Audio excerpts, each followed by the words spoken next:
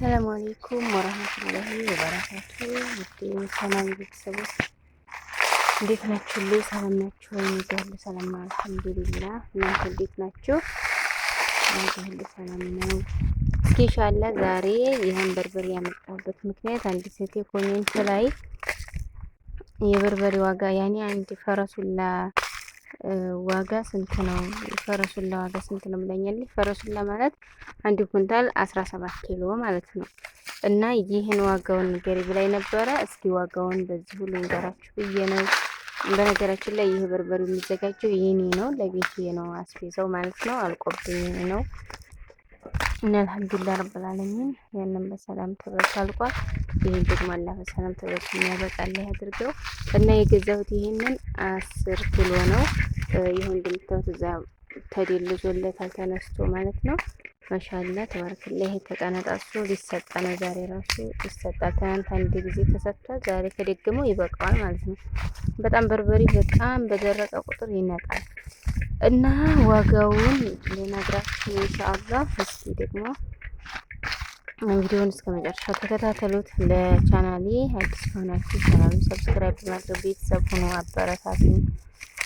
እይታውን እንዲታይልኝ ገባ ገባ እያላችሁ ኢንሻአላህ ሁሉ ማለት ነው። እና ይሄ የበርበሬ ዋጋ እንግዲህ አልሐምዱሊላህ አሁን ላይ መኸር ነው ተብሏል። ያው እየቀነሰ ነው በሚል ነው። እና ስንት መሰላችሁ ዋጋው? አሁን 800 ነው። ይሄን የገዛሁት ለቤቴ ነው ብያችኋለሁ። 800 ብር 1 ኪሎ ማለት ነው። 1 ኪሎ 800 ብር፣ 10 ኪሎ በርበሬ 8000 ብር ነው የገዛሁት። እንግዲህ ዛላውን ብቻ ገና ቅመማ ቅመም ምናምን ይቀራል እና ዛላውን ብቻ 8000 ብር ነው የገዛሁት። ለምን መሰላችሁ? 3 ኪሎ 2 ኪሎ ቢዘጋጅ ያው ምንም ሁልጊዜ ለበርበሬ ለሽሮ ማጎብዴት ማለት ነው። ጊዜ በየሳምንቱ በየ15 ቀኑ እናቶቻችን እንደዛ ነው የሚያደርጉት። ያው ከስንት አንድ ነው እንጂ በብዛት የሚያዘጋጁት ብሪት የሚያሸጋግር ነው የመሰላቸው ነው። እና ሀባይብ እንግዲህ ለዚህ ለ10 ኪሎ እኔ ብዙም የሚፋጅ ነገር በጣም አልወድም። ያኔ ስለማይስማማኝ አንድ ጣሳ ሚጥሚጣ አድርጌበታለሁ። ይቺ አንድ ጣሳ ይቺ ራሷ በቃ ይቺ ናት። ይቺ ስንት ተገዛች? 250 ብር ማለት ነው። 250 ብር ነው። በቂው ነው። ከበቂ በላይ ነው ለኔ። ከላስ ማለቴ ከዚህ በላይ ከሆነ ደግሞ ይፈጀኛል ማለት ነው። ግን 4 ጣሳም 5 ጣሳም ይጨምሩበታል። እንደ ልምዳቸው ነው። ሰው እንደ ልምድ ነው። የሚስማማል የማይስማማል። እኔ ደግሞ እንግዲህ ይሄን ነው የሚስማማኝ እላችኋለሁ። በጣም ሲፋጅ አንደኛ ልጆች እንደዚህ ትንሽ በልተው መልስ ይላሉ። እንደዛ መሆን የለበትም። አለኩል ያለን ለገጠር ቤተሰብ ደግሞ ቤተሰቦቻችን ያኔ ጤናማ ምንም ጨጓራቸው እንዲህ እንትን አይለኝም ምናምን ለሚሉት ደግሞ 2 ጣሳም ቢገባበት 3 ጣሳም ቢገባበት ማይዶሮ ምንም አይሆንም ማለት ነው።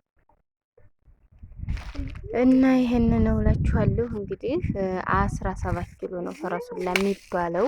ያንን እንግዲህ በ800 ሂሳብ 17 ኪሎ መምታት ነው ሂሳቡ ይመጣል ማለት ነው። የውሃ 10 8000 ሲሆን 7 ደግሞ ስንት እንደሚሆን አባዝታችሁ ታገኙታላችሁ ማለት ነው። 17ቱን በ800 ማባዛት ነው። በነገራችን ላይ አለ በርበሬ ትናንትና ራሱ 750 የሚሸጥ ይኖራል አለ 700 ግን በእንትን ያኔ በርበሬና በርበሬ ሁሉም ገበያ ላይ የቀረበ ሁላ እንደ አይነት አይደለም። በዛ ላይ ደግሞ ሚዛን አለ ፍሬ ምናምን እንደዛ ብዙ ኬዞች አሉት እና እኔ የተመቸኝ ስለሆነ በ800 ብር ነው የገዛሁት። ያው ከፍተኛው 800 ብር ነው ማለት ነው። አሁን ላይ እስከዛሬ 850 ነበር፣ ደግሞ 50 ለቋል። ኢድኒላህ አዘወጀል እያደረ እንግዲህ ደግሞ ቢቀንስ ብለን ተስፋ እናደርጋለን። ዋናው ሰላም ነው። አገር ሰላም ይሁን። ይሄ የዋጋው ሁኔታ ተለምዷል። የገበያው ከፍ ዝቅ አልሐምዱሊላህ ረብል ዓለሚን። አገር ሰላም ይሁን። ሁሉም በመጥኑ በአቅሙ እየኖረ ነው እላችኋለሁ። እና አሁን ለዚህ ስንት መሰላችሁ? ነጭ ሽንኩርት 2 ጣሳ ገዝቼለታለሁ። 1 ኪሎ ዝንጅብል ገዝቼለታለሁ። ከዛ በኋላ ተደላልዟል። ማሻአላ እንደምታዩት ተደላልዟል።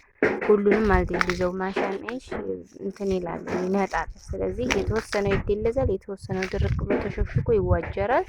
በርበሬው ጽድት ብሎ ቀለሙ ምርጥ ከዛ ተብልቶ እስከሚያልቅ ድረስ ቆንጆ ይሆናል ማለት ነው።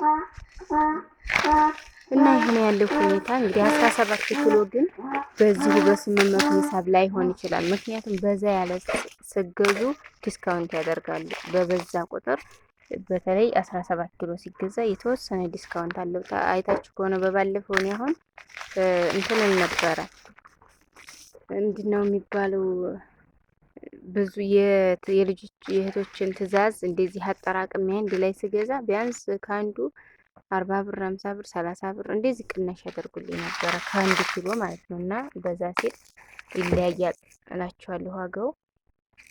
እንግዲህ ያለው ሁኔታ ይሄ ነው። አበረታቱኝ ኢንሻአላህ እይታ እንዲኖረው። እኔ አሁን ዩቱብ የሚገርማችሁ ልክ አመቱ ማለት ነው የዛሬ አመት ነው ዩቱብ የከፈለኝ 7000 ብር ነበር የዛሬ አመት ማለት ነው። እኔ እስከ ዛሬ ድረስ አንድም ብር አልከፈለኝም። ለምን ነው? እይታ የለውም። ስለዚህ እይታ እንዲኖርልኝ ኢንሻአላህ አንተን በልልኝ ውል ቪዲዮውን አበረታቱኝ እላችኋለሁ። ያው አንድ ነገር ስራ ከጀመራችሁ ደግሞ የሆነ ልክ ነገር ትያያዛላችሁ። ሌዮ የሚባል ነገር አለ ስለላችሁ ከዛ ስራ ሙሉ ለሙሉ ለመውጣት ትቸገራላችሁ። ሰው እንደ ልምድ ነው የሆነ ነገር ስራ ልምድ አድርጎ ተያያዘው በቃ እና ለኩል ያለን እንግዲህ በርበሬ እንዳያችሁ ማሻአላ ነው። ደስ ተስፋ አደርጋለሁ።